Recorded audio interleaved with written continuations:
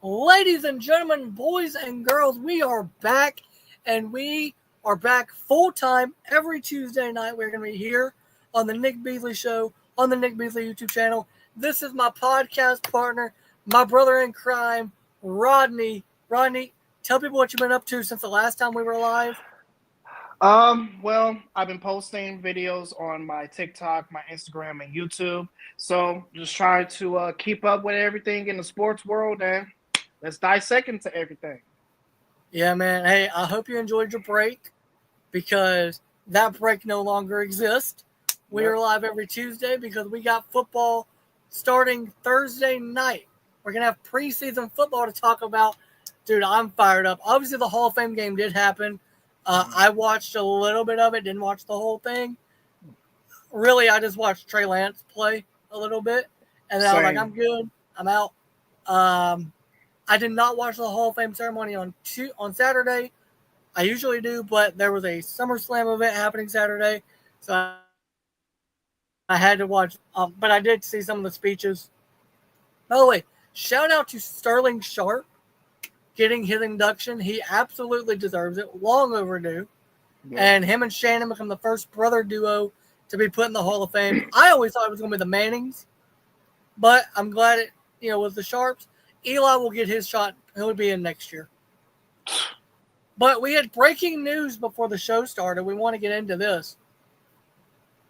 ESPN has bought the NFL Network. Oof. Now, you'll give me a second, I'll pull it up. I'm going to pull up the tweet from Adam Schefter regarding the NFL Network news. But, Rodney, while I'm getting that ready, why don't you tell everybody how you feel about ESPN, the biggest sports media company in the world, buying the biggest football company in the world? Wow. I would guess the best comparison I would say to this in wrestling terms, since we're wrestling fans, it's the equivalent of WWE buying WCW. Like they weren't the competition or anything like that, but all I said was wow. Just wow. I never thought that ESPN was ever interested in buying NFL Network, and it's very funny, and that's big. That is absolutely big, and obviously there's going to be some major changes this year with the NFL. You know, NBC now has the NBA again for the first time in over 20 years. Now you got ESPN buying NFL Network, so this is huge. This is big. Right, guys, I've got the tweet pulled up here from Adam Schefter. It says ESPN and the National Football League announced a non-binding agreement under which ESPN will acquire NFL Network and certain other media assets owned and controlled by the NFL, including NFL's linear red zone channel and NFL Fantasy, in exchange for a 10% equity stake in ESPN. Guys, I don't know if that means that analysts on NFL Network are now going to be under ESPN contracts, if they're going to be under NFL Network contracts. I don't know if that means me and you can get hired by either company. I'm available. We Me are too. available. We Me would love too. to work Me. for either one. I probably not good business to say this, but I would work for free for either one. To a certain extent. Yeah. If y'all start getting me on like every day, then we got a contract. But if it's like a one-off, I'll do it for free, no problem. But yeah, that was huge. And then also, I'm gonna stop sharing real quick so people don't see my Twitter. It's not bad. It's not bad. It's just not everybody needs to see everything. The ESPN PR people put out a tweet. The ESPN PR account put out a tweet by ESPN chairman Jimmy Pitaro, and it says, "This is an exciting day for sports fans by combining these assets with ESPN's reach and innovation. We're creating a premier destination for football fans. Together, ESPN and the NFL are redefining how fans engage with the game anytime, anywhere. This deal helps fuel ESPN's digital future, laying the foundation for even more robust offering as we prepare to launch our new direct consumer service. Again, I love this. I absolutely love this by the NFL and by ESPN. I think it's great for both parties. I think it's great for both situations. I'm looking forward to it. I already watch NFL Network all the time anyway. I watch all the preseason games on there. I watch A Football Life. Dude, I love A Football Life. I love it. I have NFL Plus. I buy the NFL Sunday ticket when the season starts so I can watch all the games because, as a Dolphins fan, their games aren't on regular TV in my state for some reason. We need to fix that, but I usually get Falcons and Saints games. Because you're in the South. Yeah, because you're in the South. Yeah. You're in the South. Now, I'll get Bills games. If the Bills are playing if the Bills and Chiefs are playing, obviously that's the game that they show on everybody's TV. Right. But also, I love me some Bo Nix. I got to watch the Broncos play. But also, we do the podcast. We're sports fans. We have to, but most importantly, we're analysts, and we have to watch all the games, and we have to know what's going on. I don't know if you buy the NFL Sunday ticket, but I do just so I can watch all the tape and all the film. I'm literally from the moment the games start on Sunday until pretty much Tuesday night when we do the podcast, I spend that time rewatching games, rewatching tape, rewatching film of all the games so I can have an idea of what we're doing. But I'm excited for this, dude. This is going to be huge. Obviously, they already had the Monday Night Football deal, right? They already get that anyway. Right. Now they're just adding to it. So very excited to see how this goes. This is big. Very big. It is, dude. I'm very excited for it. I'm very, very excited for it. And again, guys, look, ESPN, if you want to hire me, I am available. Rodney is available. We will work. No problem. Send us to any of the camps. Send us anywhere. We'll do whatever you need us to do. Hey, you know what would be a great place to go? Send us to the Rams training camp. I think it's in Hawaii.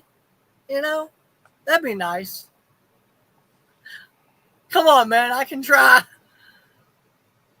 What, you wouldn't want a trip to Hawaii where you're getting paid to do it? I mean, that would be nice. I will admit that. I'm about to say, don't you dare say, no, I don't want to go. Come on. You're getting paid to go to Hawaii. Yeah, I would go. And if ESPN's sending you, I don't know how they do it, but I'm sure, they cover hotel costs for the people they send out. Just the opportunity to see the players in person, just to see how they practice in person, how the coaches are maneuvering all the players around, offense, defense, special You know what teams. you should do? You know what you should do, and I should do it too. We should find out where the Falcons camp is and try to get NFL media passes to go cover Falcons camp or the Titans. Because I think the Titans do theirs in Nashville. The Falcons, they're in Flowery Branch, I believe. Flowery Branch, Georgia. Flowery Branch. How far is that from Atlanta? I would probably say, without traffic, between 30, 35 minutes. See, that's doable. You go out there, you get media passes. I mean, dude, honestly, we should. Maybe not this year, obviously, because they've probably already gotten all the media passes for the training camp. Next year, yeah. Maybe next year, yeah.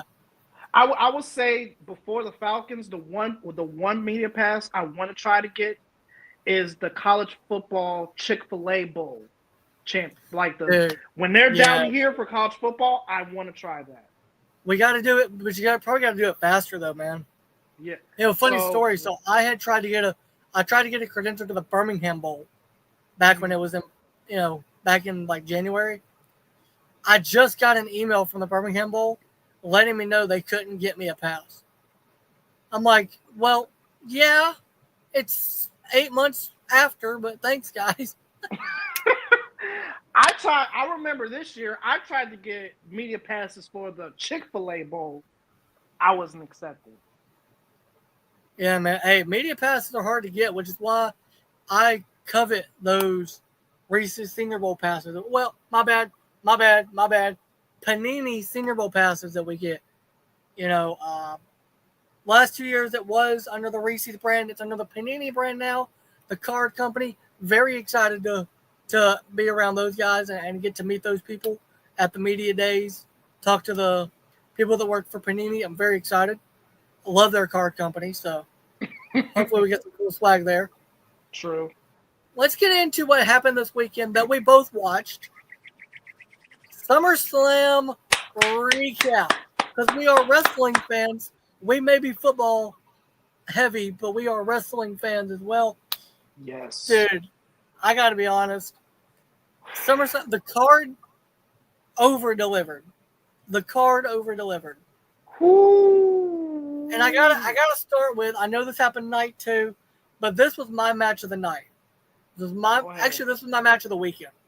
Okay. Cody Rhodes versus John Cena was my match of the weekend.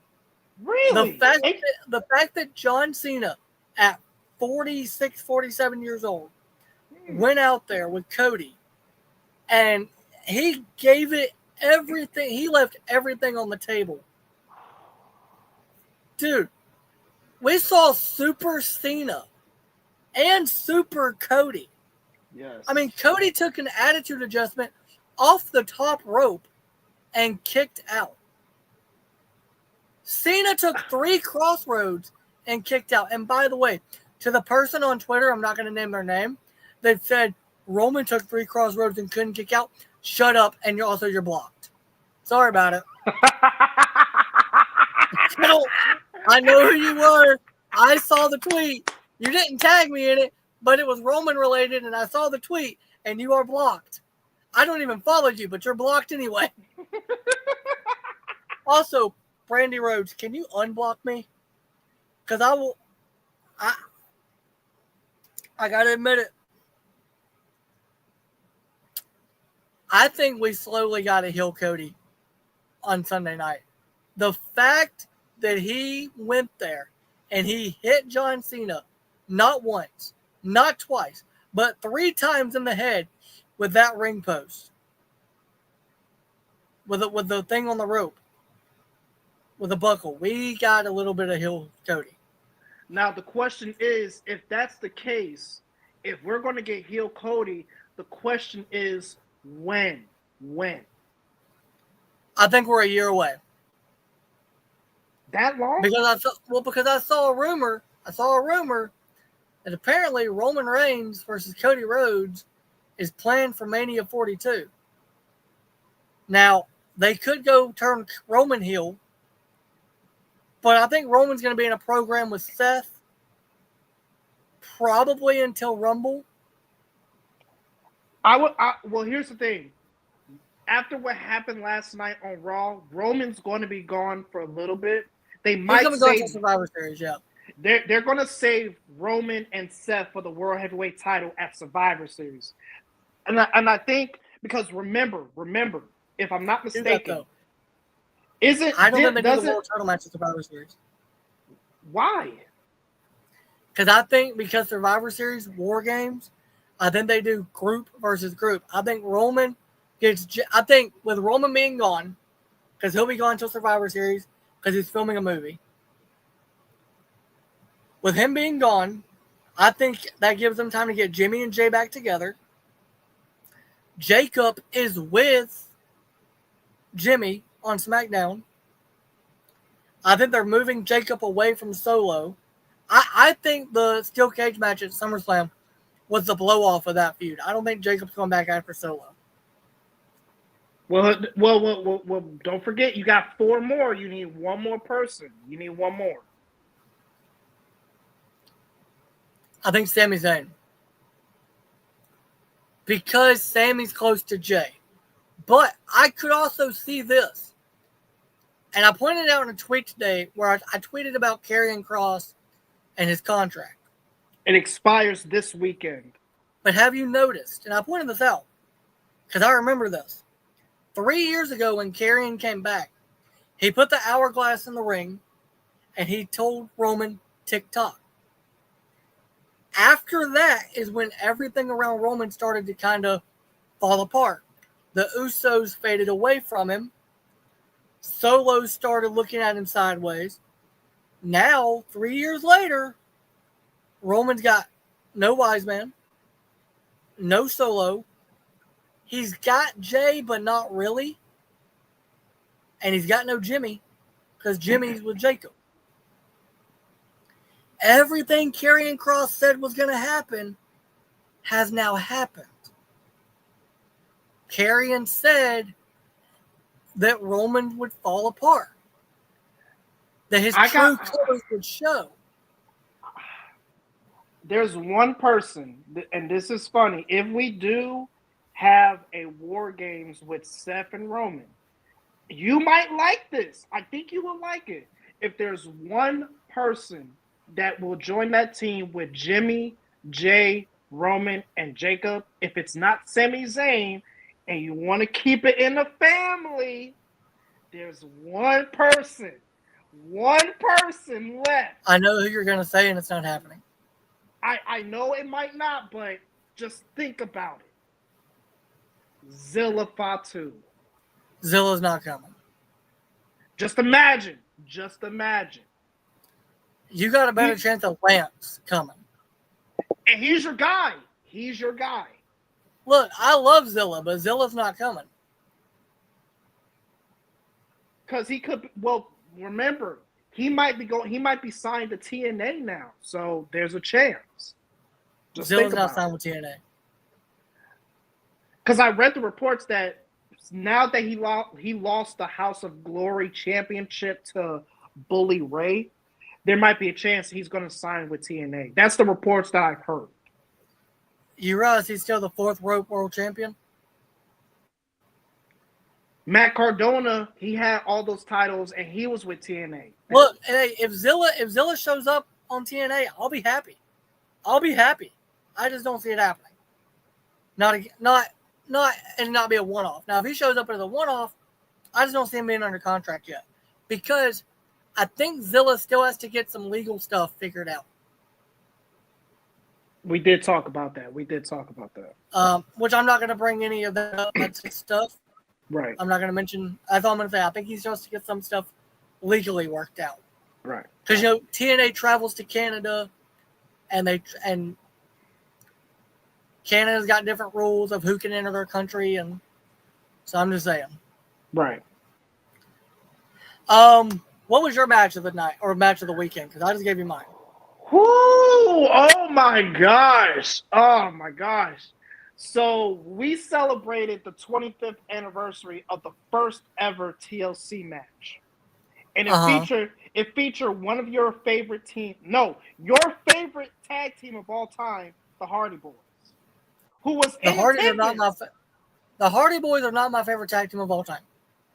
They're one of. They're top 2. My favorite tag team of all time is the motherfucking Usos. Okay, my bad. You know this, man. It's bloodline. They not the ones. Okay, they not the ones. They ain't built like me. Anyways, TLC. Man, I'll whoop Jeff Hardy's ass, boy. Okay, please. Anyways, TLC. Oh my gosh. That Spanish Fly with Axum and Angelo Dawkins. I knew he could move. That how much cooperation he had in Axum to do that spot, man, oh man. Bro, not even that. Candice LeRae went through a fucking ladder. The ladder didn't bend. That thing broke.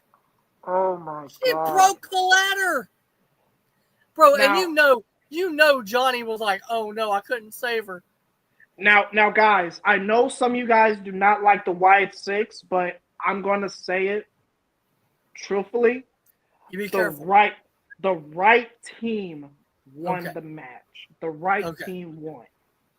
Personally, I wanted the Street Profits to win. Because you remember the last TLC match that happened on SmackDown. They won that match. So in my heart, I wanted the Street Profits to win. but the White Six, they were the right team.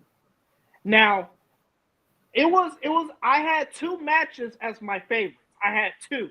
It was the TLC match, and it was the triple threat match with Naomi, Io Sky, and Rhea. Because that match absolutely kicked ass. My girl Io.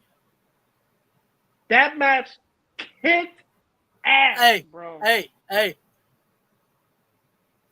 Io, and you did say this, and I absolutely agree. Io Sky is the best female wrestler in the WWE right now. Whoa. Not just female, and not just in WWE. She's the best professional wrestler on the goddamn planet. That's She's debatable. above. She's above Will Ospreay. She's above Kenny Omega. Look, listen. Look who you're talking to. Look who you're talking to. I love Will Ospreay. Io would work circles around him. You're gonna have some hate in your comments saying that. I don't care. It's a fact of life. Look, I think Will Ospreay is one of the best professional wrestlers on the planet. Here's what I think it is. I think it's Io and Will. I think it's 1-2. I don't think anybody's better than those two. And honestly, I want to see those two in a match. Because could you imagine the shit that they're going to pull off? Fucking Hidden Blade and Io? Now, look, all right. So we both said what was our favorite match of SummerSlam weekend. What do you think was the worst match of SummerSlam weekend? This is going to be harsh, and it's not meant to be. Because I love both of them so much. I am so sorry. It was Jade versus Tiffany. It got the shortest amount of time. I think they only got like 15 minutes to work, including entrances. Because the match itself was like 8 or 9 minutes. Honestly, their styles didn't mesh well together. True. Which I saw a report. I don't know how true this is. I saw a report that apparently WWE has given up on Jade as a future. They saw her. No. When she first came in, they saw her as a Rhea Ripley type, as like someone they could put up there with Rhea as the future of the women's division. Apparently, they no longer see that in her. They see it in Tiffany. They see it in Rhea. I'm just saying I don't know if it's true. I haven't checked with Sean yet. Sean Ross Sapp, shout out Fightful Select, best $5 in the business. So I don't know if it's true, but that's what I heard was a rumor that Jade, the company's giving up on Jade as a future main star of the women's division. I hope it's not true. I hope I'm wrong. I will be pissed off if it's true. I'll be absolutely pissed off. I won't be surprised though. Because Tiffany is boring. Tiffany Stratus. Hold on. Tiffany as a character. Hold on, relax. Tiffany as a character is boring. Yes. Tiffany in the ring is not boring. Yes, I agree. Jade, look, I know Jade wrestled in AEW. I know she has experience. I know she was trained by Cody Rhodes people. Yes. But they booked her, and I watched her entire AEW. I watched AEW every week when she was there. They booked her similar to how Goldberg was booked when he first got to WWE. They didn't book her in long matches. Yes, I agree. It was squash matches against people that she could easily beat. Yeah. You got to think about this also. You look at right now the NXT Women's Division. You've got Blake Monroe. You've got Jada Parker. Jada Parker. Yeah. Lash Legend. Kalani Jordan. Sol Ruka. Lash. Jordan freaking Grace. I just mentioned Jordan Grace. Oh, my bad. I had to say her name again. I had to say JC Jane. Yep. Fallon Henley. Mm-hmm. Izzy Dame. Who, by the way, she's Braun Breaker's girlfriend, so she's going to get booked very well. It's stacked. Tatum Paxley's great. And then you look at the main roster. Yep. You've got Lyra, Becky, Io, Rhea, Naomi, Bianca, Charlotte, Alexa, Liv when she comes back, Raquel, Roxanne, Maxine Dupree. Yep. Nia Jax. Yep. Honestly, is there a spot for Jade? Because she's still green, and they wrote her off with an injury for like almost a year. I will say this: if done right, she's like that. She could be in SmackDown. She could be that upper mid card, that someone that's great for the U.S. title. Build her up. But you have Julia. Title. You have Julia. You got Stephanie McCurry, who I didn't even mention, who's on Raw, who's fighting for the world title. You got Nikki Bella back. Now she's older. This is SmackDown. On SmackDown, you got Zelina Vega. You got Chelsea Green, Piper Niven, Alba Fire. I wouldn't even put them against Jake. I couldn't. The only person, Chelsea Green, I think would do well against Jade Cargill. Okay, Asuka. Okay. Yep, you got me with Asuka. Look, Asuka worked well with Jade. Yes. Because their styles were similar. Yes. What I'm saying is, there's only a select few women, and I think it's the women that did Stardom. Like, I think Julia and Jade could work well together. Io and Jade could work well together. Bianca and Jade. Zelina. I don't know if Zelina would work that well with Jade. No, because remember, if you look at with Jade, I think she works well with people smaller than her, and I think Zelina could do good with Jade Cargill. Yeah. She's a good worker. Zelina is a good worker. She's proven that. Fair point. But again, though, you've got so many women on the roster right now that are in that. I mean, dude, the Raw women's division right now, and it's going to change when Liv gets back, but right now it's Rhea, Io, Naomi for the women's title. And then for the mid card, they're doing Becky and Nikki Bella. And then they're about to move Lyra up to that main feud on the women's division with Naomi. And then since they lost the tag team titles, you also got Roxanne Perez. And Raquel could work well with, Becky. Exactly. The size, just like I said, the size. I think Raquel could also work well with Rhea, though. She works well with Raquel. She works well with bigger girls. Like that match she had with Rhea at Night of Champions. That was a hell of a match. And I think the problem with Raquel is she can do good by herself. The problem is they keep using her as the muscle to somebody else. Yeah. I think Raquel can do good by herself. She can. I hope when Liv comes back, they move Liv away from Judgment Day and away from her and Dom can stay together. But they need to move them away from Judgment Day. Have Raquel and Roxanne split and let Raquel go on a singles run because that girl can flat out work. Yes, she can. Now, I'm going to get to my moment of the weekend. My favorite. Oh, wait. My worst match. My worst match. Yeah, your worst match. My bad. I hate to say it as much as I love this guy. I think the steel cage match, in my opinion, was the worst. Excuse me? Did you see Solo's face? His face expressions alone made that a great match. If you're talking about handcuffs off of himself, he broke steel handcuffs on a steel cage. The man ripped handcuffs apart. As much as that was entertaining, the match itself, to me, wasn't that good. I think the problem is I put too much on both of them because I know what they're capable of. I probably put too much on both of them, and that's probably Honestly, on me. I think I kind of agree with you about the match. I was just messing with you because, dude, Yeah, Solo's face when Jacob was trying to grab his hair, Solo's face. yeah. I'm like, what the heck? How did he get free?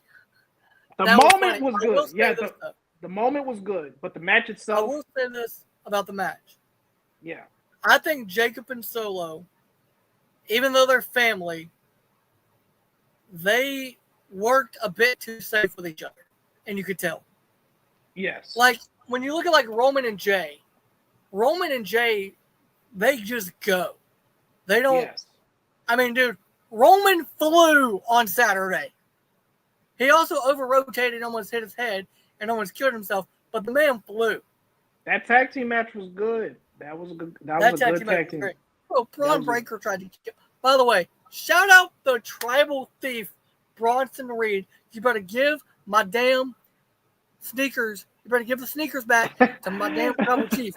That man, No, you the cannot fit in tribal those thief. sneakers. Nah, The I tribal don't thief. acknowledge a tribal thief. Listen, dude. I'll be real. You know what I want next week? What? I want him to come out with the white Jordans, and then the red ones he took last night. I want them to be tied to the white ones, and we just make like a whole necklace of Roman shoes. That would be fine. That would be fine. As Paul Heyman said, the Shula Fala. Yes, he did say Dude, that. He honestly, Bronson Reed's is the funniest. But listen, you better give his damn shoes back to him, or I will find you, son. I will fight for my tribal chief. He is my tribal chief, not the tribal thief. Now, what do you now back to what you was about to say? Your favorite moment from the weekend. Your favorite moment. I mean, does it even need to be said? I mean, I've been posting about it all weekend. I mean, I made a song about it, and we're gonna sing it. Rodney, get ready to sing. Ready? Oh 1, my God! 2, No, 3. no. Seppi, Seppi poo, Seppi, Seppi Seppi poo. poo. Listen, man, you're off key and you're behind. It's very bad. But listen, dude, Seth freaking Rollins, the ruse of the century. That man had me. I was convinced he was injured. He comes out on the crutches. I'm like, oh no, it's real. He's just gonna remind Punk that he's got the money to make contract. And then he turned around and he go to the back and then he stopped. And then he put them crutches down, turns around, takes the glasses off, gets a nice little. Hey, yeah. We're gonna talk about that later, but Ryan, since you're up, you want me to send you the link so you can be part of that conversation when we talk about it? Dude, but Seppi poo. Oh my God, man. Honestly, it sounds better than Roman Reigns. It really does to me. I love Seth. Listen, Seth, I am sorry that I was mean to you after you turned your back on my tribal chief Roman Reigns. I acknowledge you, Seth. You are my world champion, Seth. The fact that he screwed that Scrooge CM Punk, that man is not straight edge. You know he drank himself to sleep that night. There is no way in hell he went through that, was told by Triple H, by the way, Seth is cashing in on you, and he wasn't drinking that night afterward. There's no way. God. Straight edge my butt. That man is a drunk. He is an alcoholic. And listen, it was a beautiful. Think about it this way, dude. CM Punk hates Seth Rollins, right? Hates Seth Rollins. And he hears, you're going to beat Gunther for the World Heavyweight Championship. And then Seth is going to cash in on you. You know that ate at him. You know that bothered him. You know what? You know they're doing the Netflix Unreal thing with WWE? I want backstage footage of CM Punk, and you show me he doesn't have a beer. Oh my God. That man got drunk that night. I do not condone what he's saying, guys. I do not condone. Yes, he does. I don't condone it. I don't condone it. Hey, I also admitted that Cody Rhodes was great Sunday night. Okay, I did. You go back. And It's watch. about it's about time. It's about time you said that. Hey, Cody cannot beat Roman. You understand me? If he beats Roman one more time, I will come after Cody. Anyways, my favorite moment I'm not SummerSlam. done with Seth yet. Oh my God. Do you understand? Seth went through hell for 3 weeks. He had to walk around on crutches. He made Becky lie to their families. He told his daughter, "Don't tell anybody. Dad's got to pretend boo-boo right now." That man, listen, Seth Rollins can win Money in the Bank every year for all I care, because the moments he cashes in are the best. They're the absolute best.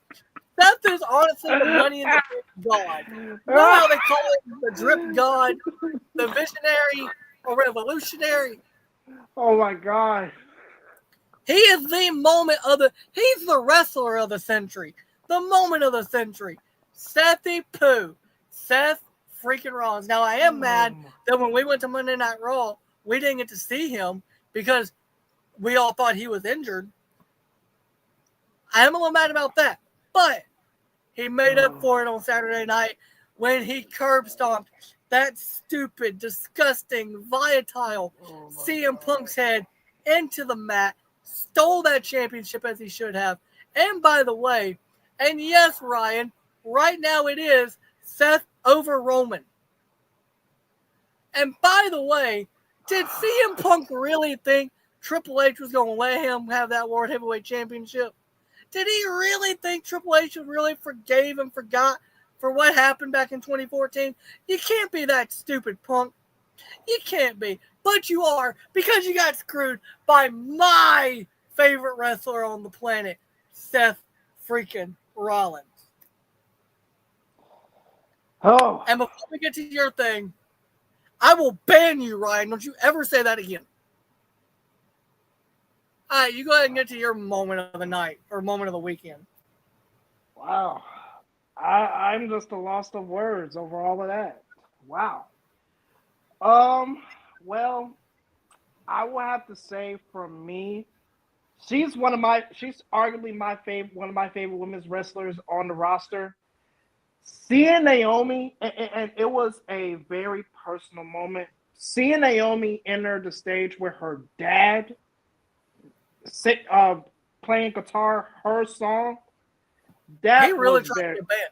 He's really trying to get banned right now. He's really trying to ban you. Ignore it.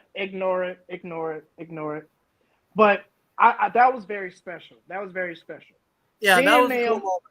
Seeing her enter the stage with her dad, that you cannot tell me that deep inside she was crying of joy to enter the stage with her dad. You can't tell me. Look, hey, that was a cool moment. It wasn't as good as Seth cash-in, but it was a good moment. Come on. Look, nothing is in comparison of Seth Rollins. That is a fact. But that was my favorite moment. And to see her win, Seth cash-in is here. Naomi's cute little moment with her dad's like down here. Proceed with caution. Naomi is the shit right now. She whooped Rhea's ass. She whooped Io's ass. I'm sorry. Her promo last night was on commercial break. Seth wasn't. So who's really the best right now? Proceed with caution. I don't need to. I'm friends with Roman. I got this. Well, Naomi is technically cousins with Roman, technically. By marriage, yes. Bro, this sexist. Like I said, ignore it. You don't understand. No. You don't understand that Monday Night Raw, he got up twice to go to the bathroom during the women's stuff. He got up during every women's segment and women's match. He does not care about women. He is a sexist pig. Anyways, Naomi, I love you, Naomi. You are one of my favorite female wrestlers on the roster. You've been one of my favorites for years. I've loved Naomi for years. She's a female wrestler. She's one of my favorites for years.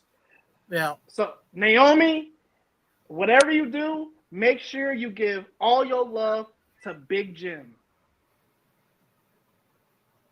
That's all we got time for tonight, folks. That's it. That's the end of the show. Hey, you're glazing Seth Rollins. Let me glaze Naomi. No, come on. No. I was cool with you complimenting Naomi and all that until you said make sure you give your love to Big Jim. She said it, not me. She said it. Listen. I'm sure right now she's giving her love to Big Jim. Big Jim's little Jim is getting love, I promise you. This show's never getting on ESPN. It's never happening. We're never going to ESPN. It's never going to happen. Oh, my gosh. All right, well, that's all we got time for with SummerSlam recap. We talked about the big moments. Yes. Let's get into the next segment. Oh, my God.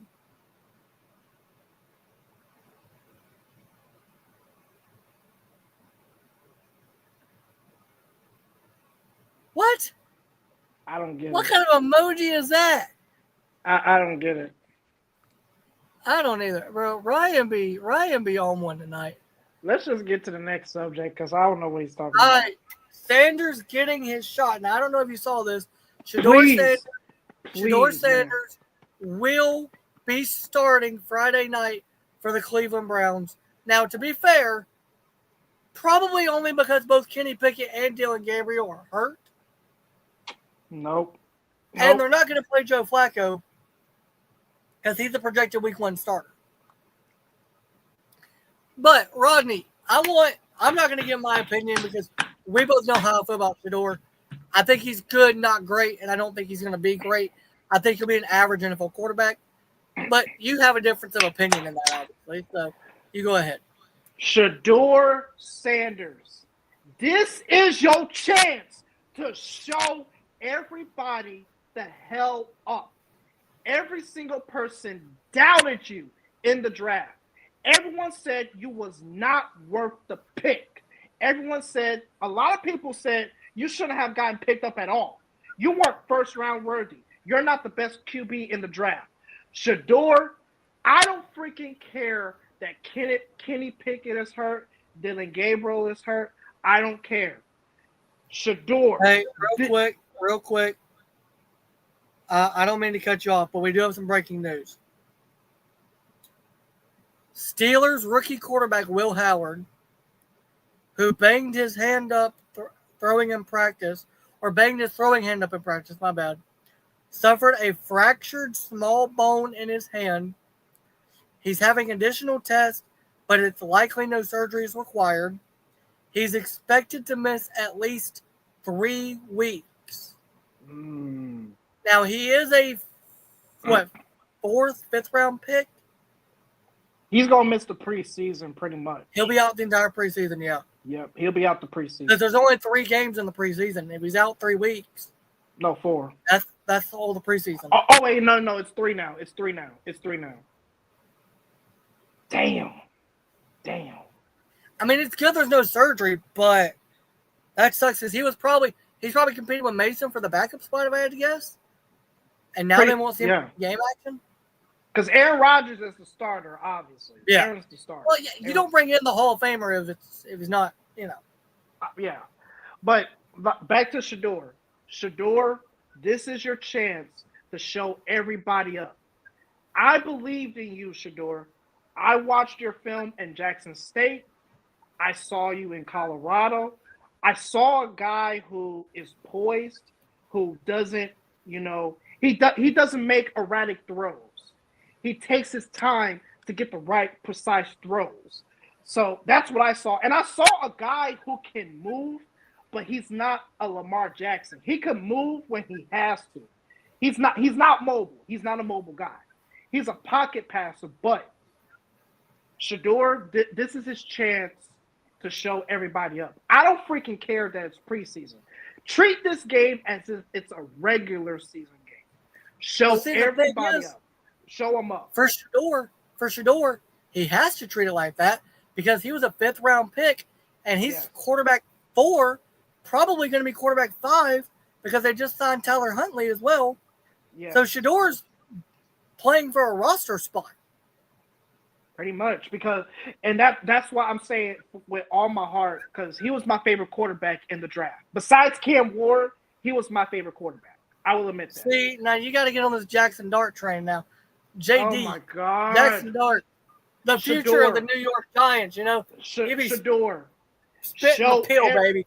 Shador, show everyone, with all due respect, show everyone, including my podcast partner, Nick. Hey.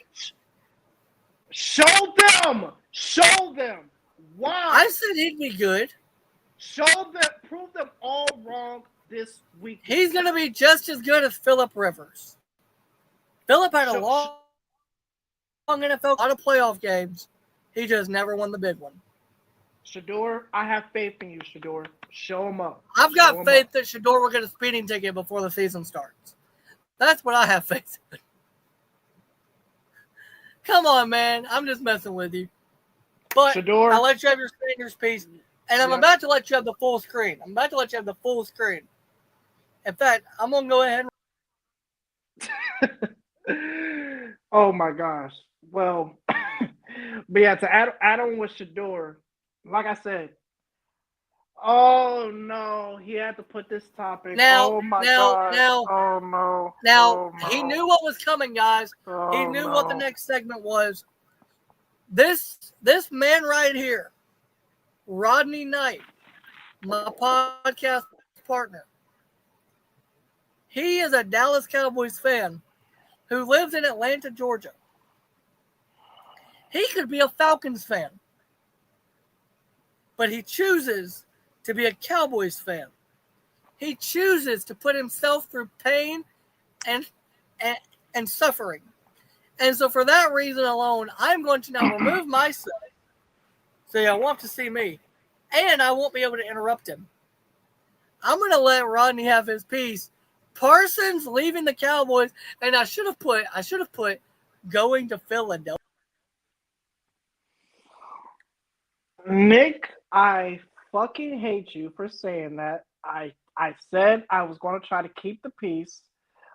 But guys, the amount of pain I suffer every freaking year with Jerry Jones as the owner. Hold on, there is something I want to add. Hold on, pause. Oh my God. There is something I want to add. It's very important that I add this. It is very important that I add this for context. I'm doing this for context. Okay? This is important information. You need to know about this. When asked if Jones is, first of all, since issuing his trade request, Micah Parsons has not spoken to Jerry Jones. When asked about Parsons' play in the Thursday Night Football opener against the Philadelphia Eagles, you know, when the Eagles hang their banner, he said, no, absolutely not. He said today, a big part of it is his decision. How would I know that? Go ahead, Rodney. Well, Nick, you probably ain't gonna say much, but I'm gonna try to keep it short, best I can, and not get mad as fuck. Oh, I'm sorry, but what the hell is Jerry Jones thinking? Now, I'm speaking for all us Dallas fans when I say, what the fuck is this man Jerry Jones thinking? You have on your team. He's all in. He's all in, buddy. I thought this man said he wasn't going to interrupt me. But you have a top 5 defensive player in the league on your team. So you gave all this money to Dak Prescott. You gave all this money to CeeDee Lamb. But you don't give the money to Micah Parsons, who's probably the third most important player on the team behind CeeDee and Dak Prescott. What the absolute fuck is going on in your mind, Jerry Jones? I really want to know. Because if I was you, I would have told Micah Parsons, Micah, give me a number. You got it. You've shown that you are a key piece on this team. And guys, Nick told me this. He told me this. I did not know this until he told me. There's only 2 players in NFL history that has 12 plus sacks in their first 4 seasons. Those 2 names are Hall of Famer Reggie White and Micah Parsons. 12 sacks in their first 4 fucking years. If it wasn't for guys like TJ Watt and Myles Garrett, Micah Parsons would have been a defensive player of the year by now. Why the fuck is Jerry Jones not paying this man what he deserves? I am fighting for my life to be as a Dallas fan. Why the fuck Jerry Jones is not signing this man to what he fucking deserves? I question every day what goes on in this guy's mind. Why he has not signed this man to a long-term deal, what he deserves. But no, let's sign all these other fucking guys. Let's not sign the third most important player on the fucking team. That makes no fucking sense at all. Jerry Jones. I also want to add this. I want to add this real quick. This is important information. Jerry Jones has still not spoken to David Mulugheta, Micah Parsons' agent, about a contract. Okay, you've had your time. We've probably lost all of our audience, and we've probably been banned on YouTube by now. We're probably talking to an audience of 0. Dude, you want to know what's real funny? What? Well, I reckon Micah Parsons will just have to want to get paid. That's what Stephen Jones said. And remember, Jerry also said, because I sent you a video of Jerry talking to the media. I don't know if you watched it. I sent you the video. I did. It was on YouTube. I watched it. Jerry also said, don't you Cowboys lose no sleep at night. And Jerry also said, and this is important. He offered him more than what we think. I reckon the Cowboys will go about. And by the way, you're saying third most important player on the team? Micah Parsons is the most important player on the team. Oh, and by the way, you know that guy David Mulugheta, who happens to be Micah's agent? Dak Prescott. You know the guy that Jerry won't talk to?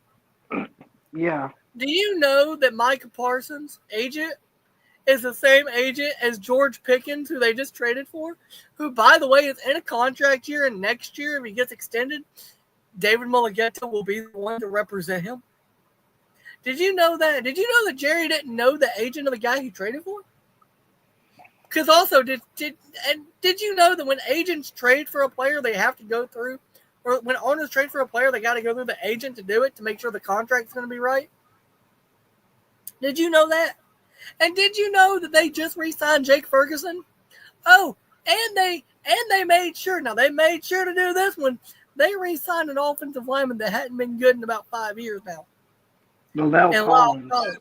Uh-huh. Now, here's my thing. How old's Micah Parsons, Rodney? I think he's like 25, 26. He's 26. Uh-huh. How old are you, Rodney?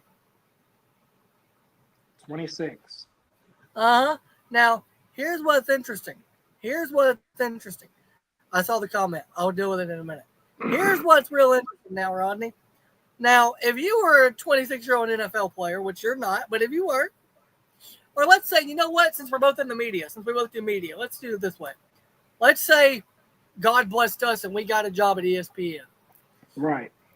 And, you know, I get a 4-year deal worth X amount of dollars, but then I'm up in 4 more years, and at 26, I go to ESPN and I go, I want this extension because I'm 22 now.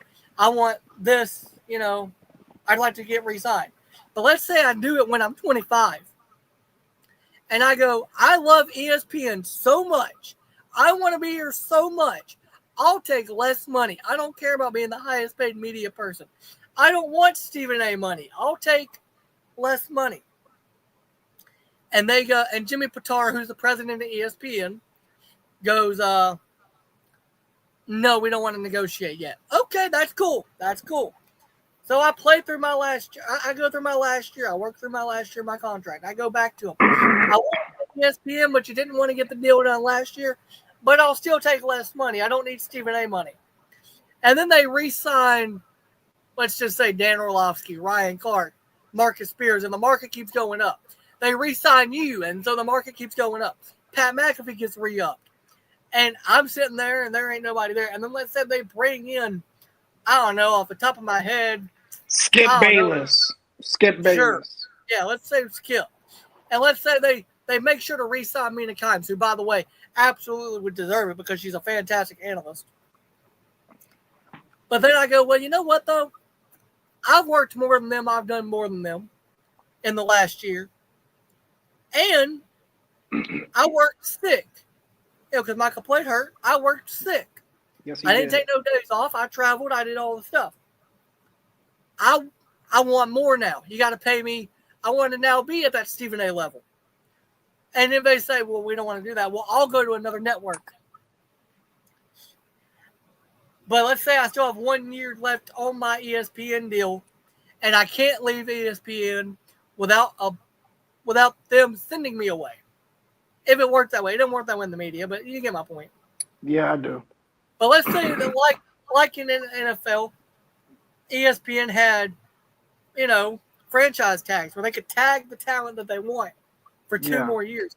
So technically, they would own me for 3 more years if they wanted to, for whatever money they wanted to pay me. That's what Jerry Jones has done to Micah Parsons. Or my bad. Michael Parson, as Jerry said. Can we move on to the next subject? Yeah. No, because I'm not done laughing at you yet. I want you to know, when Micah Parsons is on the Philadelphia Eagles in a year, Lord kill me. I'm going to thoroughly enjoy watching him destroy Dak Prescott in Jerry's world and have Jerry Jones sitting up there having to watch. I'm going to enjoy it. I want to be there. I want to be front row. I will buy a front row 50-yard line ticket to sit on the Eagles sideline so that when Micah comes off the field from beating up Dak, I can go, "You're making Jerry regret not signing you yet, buddy?" That's what you know what, dude? I want to reach out to Micah. I want to reach out to David Mulligett, to his agent. I want to reach out to Micah. I want to see if we can get him on the podcast. Because, dude, that'd be huge. But 2, I think it'd be very funny to hear you say what you want to say to Micah. Because you're a Cowboys fan. So it'd be big for you. It'd be entertaining TV for me. I would very thoroughly enjoy it. I hate you, Nick. Well, you still do my podcast. You still do the podcast. All right, let's get to another team in the NFC East. Sparity Tardy is gone. Terry McLaurin has requested a trade out of Washington. I got to be honest. I don't care. I don't care either. Look, because here's my thing. When you look at Washington can go find another receiver. They can. It's a little different. Plus, Terry McLaurin is, 30. He's 30. Close to 30. He's about 29. Yeah. And he's wanting DK Metcalf money. Here's the problem with that. You're not getting that. You're not. DK Metcalf is Megatron 2.0. Yep. And he was traded to get that money. Seattle didn't pay him that. So if you want DK money, you're going to have to probably get traded. Because honestly, they got to re-sign Debo after this year. Luke McCaffrey's probably going to be up for a new deal soon. Jaden Daniels is probably going to get a deal done next year. Yes. If after what he did, yes. Well, if Washington's smart, they'll do like the Chiefs did and pay Jaden years ahead of time, like the Chiefs did with Patrick. Yes. But yeah, look, dude, it sucks for Terry McLaurin. I want him to get paid. Right. But it's different. Micah hasn't had a real contract yet. Terry's had a real contract. Yeah. So it's a little different. And the position's different. Right. But also, I got an idea. Hear me out. This is an idea. Let me guess. Miami? Jerry don't want to pay. Hold on. Jerry doesn't want to pay Micah, right? And Washington doesn't want to pay Terry. Oh, Trade no. him. Oh my God. Give Dak that- Prescott Terry McLaurin and give Washington Micah Parsons and Deron Payne on the same defensive line. Why? I'd be entertained. Why do you try to give me so much pain, man? Like, seriously. First Because Philly you and now understand- Washington? Well, Like, first come of all, on, man. he's really good friends with Saquon Barkley. I Him wanna and throw Saquon up. and Jalen are close. I want to throw up. I want to throw up. I want to throw up. I want to throw up. Could you imagine Micah in that Philly green though? And those Kelly Green and those Kelly Green jerseys? Could you imagine Micah's on the Eagles and they go to the playoffs and they have to play Dak in the playoffs and they beat them, and then Micah goes on to win a Super Bowl.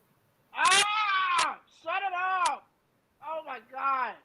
I hate the Eagles, man. I hate the Eagles. God. Now, could you imagine if Micah wins as an Eagle? In the same listen, because the only other player to have 12 sacks in their first 4 years, Reggie White, played for the Eagles. So isn't it only fitting that the second player to ever do it also plays for the Eagles? I'm making you want to quit this, aren't I? Yeah. Yeah. Hey, but you're too good to give up on, though. Well, let's get into this next segment, and then we're going to get to our last segment. All right. Trey Hendrickson is still holding in. I've got one thing to say, and then you can say your piece. Right. Joe Burrow. Yes, I'm talking to you. March your ass into the office of the GM and the owner and threaten to not play if they don't pay. The only reason they pay T and Jamar is because you threatened them. Do the same thing for Trey, and they'll pay him because, God damn it, the Bengals aren't doing shit without you. Without Joe Burrow, the Bengals are nothing. Because they're really bad with you anyway, because they don't have a goddamn defense, because they won't pay the NFL sack leader the last 2 goddamn years, who probably would have won Defensive Player of the Year if the team he was on had a functioning defense around him to make them look better. Because I don't think TJ Watt or Pat Surtain or Myles Garrett wins the Defensive Player of the Year if Trey Hendrickson had a competent team around him on defense. Also, you have a new defensive coordinator in Al Golden. Do you really want him to have to depend on Shamar Stewart? Now, listen, I like Shamar. I do. He's a good kid. He had 4 sacks in his career at Texas A&M. He got paid, though. Quarterback. He got paid now. He sat out all of OTAs, all of rookie minicamp, most of training camp, because you wouldn't get his rookie contract signed. So he's got to get all caught up to speed and figure out what the hell's going on before week 1. So That pay was Trey. crazy. Pay Trey. How the hell do you not get a fucking rookie contract done? I could have done it. A dog could get it done. Pay Trey Hendrickson $42 million, guarantee him $100 million guaranteed, and be done with it. And give him more than 1 year guarantee. Give him 2 years guaranteed. That's all he's asking for is 2 years. 3-year contract, $100 million guaranteed for the first 2 years. Average $42 million a year. There you go. There's your damn contract. And then Micah can get $43 million from the Cowboys or from the Eagles whenever he goes there. Did I tell you to shut the hell up about? All right. You say your piece about Trey, and then we're going to get into the last segment. Oh my God, I'm saving my shit for the last topic. But Trey Hendrickson, I think you've already requested a trade. Dallas. If you want to, if you want to have a great defense, sign Micah Parsons. Don't do that. You dipshit. and try to trade for Trey Hendrickson. Don't do that. No. We'll have the best defense in the league. You know what? Trey loves Florida. You know, he was down in Florida. He's not going to Miami. He's not going to Miami. Why not? We need a defense. No. Trade Tyreek Hill to Cincinnati and give us Trey Hendrickson.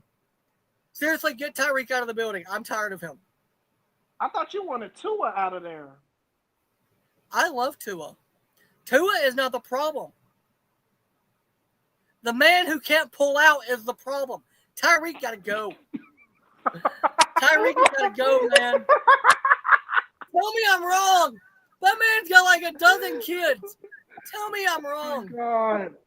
Oh my God. All right, let's get into the last segment, though. Oh, Lord. Jesus help us. Because something happened at the end of SummerSlam. Oh, Lord. And unfortunately, we have to cover it.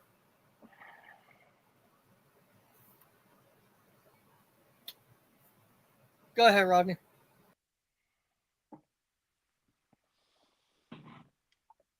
For many of you guys that saw my video, try to refrain a little bit from cussing because I don't want us to get hidden on YouTube. So, no problem. For some of you guys who already seen my YouTube video on Instagram and TikTok, I said what I wanted to say, but I'm just going to add on to it. So this man still has a pending case on sex trafficking with Vince McMahon. He's still tied into the case. The case isn't over yet. It's not over. There's nothing solidified that says he's not guilty. It's still pending. But TKO, y'all basically said, forget us. My bad. Forget us fans. If he makes us money, we don't care. You're basically saying, forget the fans, which is absolutely crazy. Because if you think about it, who's the guys responsible for all them shows? Us fans. Us fans are responsible for you guys making y'all money. And you basically said, screw us. Why? This man still has a freaking pending sex trafficking case that's still going on, but y'all decide to bring him back. Unfreaking believable. So you basically proved I had so much respect for him for what he's done, but it's solidified that Triple H is Vince McMahon 2.0. Because if I was Triple H, I would have never brought back Brock Lesnar. Because if y'all seen the text messages and the reports with everything that's in this case with Brock Lesnar and Vince McMahon, why would you want him back? Why would you want him in the locker room with all the women on the roster? You're basically saying, forget the women on the roster, forget us fans. This guy is making us money. That's absolutely blasphemous. That is ridiculous. I'm still a fan, but that absolutely is preposterous for doing that. You're basically saying, screw us, forget us. We want Brock Lesnar. Forget y'all, whether you like it or not. That is a bad PR move, and that is absolutely bullcrap. And I heard some reports that John Cena wanted him back. I don't know why. I really don't know why Cena would want him back. I don't know why. So, Brock Lesnar, I don't care that you're a big name. I don't care how much money you make the company. You shouldn't be back in the WWE. Someone else deserving should be put there. I don't freaking care that you're going to have these number of appearances. You shouldn't be back in WWE, period. Finish up what you got to finish up. And Nick, before you say your piece, I saw some reports that SummerSlam is going to take place in Minneapolis, Minnesota, at US Bank Stadium. There's some reports that said that Brock Lesnar's final match might be at SummerSlam next year in Minneapolis, Minnesota, his hometown. So, Nick, I know you might have something to say about that. I said what I had to say. I said my piece, Nick. The floor is yours. Well, that was entertaining. That was entertaining, at least. We make good TV. ESPN, sign us. But because we make good TV. But I said what I thought about it after it happened in a video on TikTok and YouTube. You guys can go check it out. My opinion hasn't changed on Brock Lesnar. My opinion, similar to Hulk Hogan, is Brock Lesnar the wrestler, the character. I got no problem with him. Right. Brock Lesnar the man, I got a problem with. Yeah. Same with Hulk Hogan. I have no problem with Hulk Hogan the wrestler. By the way, RIP to Hulk Hogan. Just want to point that out. That they had his funeral today. But I mean, look, I think about it this way. The way I look at it is, whenever I see any sex trafficking stuff, I think about the women in my family and how I would feel if somebody did that to them.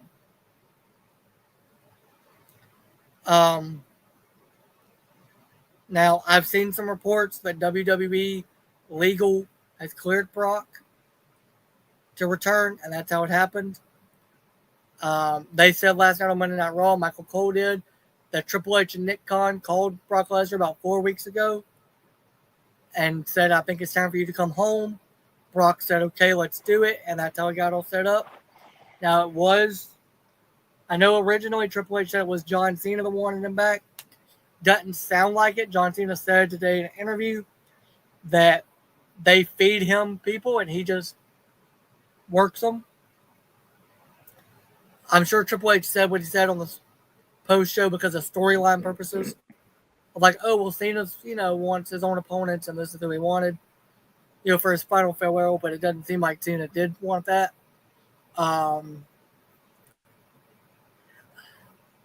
I don't know how often he'll be on WWE TV leading up to the match with Cena, because I don't know how often Cena's going to be on WWE TV. I know Cena's got 12 appearances left in 4 months. Apparently that does include a heavy August, including Clash in Paris, which is probably where they'll do the Brock Lesnar match. I don't know if it's going to be a one-off like it was with Randy and Cena, like it was with Punk and Cena, like it was with Truth and Cena, if it's going to be a one-time thing and be done. I personally would like to see AJ Styles versus John Cena before he retires. I'd like to see Dominic Mysterio versus John Cena before he retires for the IC Championship. I'd like to see Finn Balor versus John Cena. I don't know if that's a match we ever got. I'd like to see Roman Reigns versus John Cena one last time. Brock Lesnar coming back was not on my bingo card, and unlike Rodney, I'm going to try not to get emotional and let my feelings take over, my personal feelings. But this is sickening to me, the fact that Brock is back. I don't like Brock as a person. And I know people are on Twitter and they're saying, well, Brock's not being sued. He's still in the lawsuit. Well, Brock did nothing wrong. Brock willingly participated in whatever Vince was doing. And And for the people saying that Janelle Grant, that's the woman that's suing them, for people saying that she willingly slept with Vince and Brock willingly sent photos to Brock, I say this: Vince threatened her job, and in a space in a corporate world that is, let's be honest, it's unfair, but let's be honest, it's a male-dominated space. When a woman has a position like that in an office for a billionaire, who let's be real, Vince has a lot of friends, he has a lot of connections, and if she had refused to do what he was telling her to do, she would have been completely blackballed from the industry, because Vince has a lot of billionaire friends that they would have asked, hey, what about this girl? She used to work for you. Vince could have buried her under the bus. I don't got much to say on it because I already said my piece in that video. I'm disappointed in WWE. I'm still going to watch. The people saying, oh, I'm not watching the product anymore. Yes, you are. Yes, you will. I'm still going to watch because, yes, them bringing him back is stupid. Yes, it's sickening, but it's no reason to punish the rest of the talent. Right. I'm still going to, whenever they come to a show near where I live, I'm still going to buy a ticket and go to the show. I'm still going to support the wrestlers that I enjoy watching. But that's really all I got to say on it. Rodney, is there anything else you want to add? I'm pretty much the same. You know, I'm not going to punish any of the other talent because they had nothing to do with it. I'm not going to completely shut off WWE. You know, I still respect the other men and women on the roster. And I'm still very disappointed in the move that they did to get Brock Lesnar. But I'm not going to punish everybody else because they did nothing wrong. So I'm still going to support them, but I'm very, very, very disappointed. Very. Yeah, I think that's kind of how a lot of people feel. Obviously, you've got your people on Twitter that, you know, the no name and the no face profiles that are, oh, you know, Brock's back. This is great. You know, and I know people personally that feel very happy that Brock is back. I've told them in private what I wanted to tell them. I'm not going to say it publicly because it's not for public consumption. It was a private message between me and those people, and I still feel that way. I called you, obviously, the night that right after he returned. I couldn't believe what I just, I did. Like, dude, I couldn't when either. his music hit, it took me a minute to be like, I know that music. And then when I saw Beast Incarnate, I was like, oh my God, they did not do this. Because you said you thought The Rock was going to come out. I thought it was. Well, it would have made sense for Rock because Cena had mentioned on Friday night how the people that he was supposed to be with, left him high and dry. So it would have made sense The Rock, and Travis Scott. So, and after Cena lost the title, you know, he was no longer Rock's champion. It would have made sense for Rock to come back, not Brock. Right. But, you know, we got what we got, and I didn't like it. I still don't like it. I don't know if he's going to be on SmackDown Friday night. I'll see how the crowd reacts to him at the live show. That'll be the telling thing, because at SummerSlam, everybody cheered for the most part because it was a return and it was a big pop. Friday night will be the true test. Right. We'll see how they react Friday night. But anyway, guys, thank you for listening to this podcast, watching this podcast, this live stream on YouTube. Thank you guys for subscribing. Make sure to hit the like button, subscribe to the channel if you haven't already. Again, guys, it is completely free. We'll never ask you to pay to watch our content.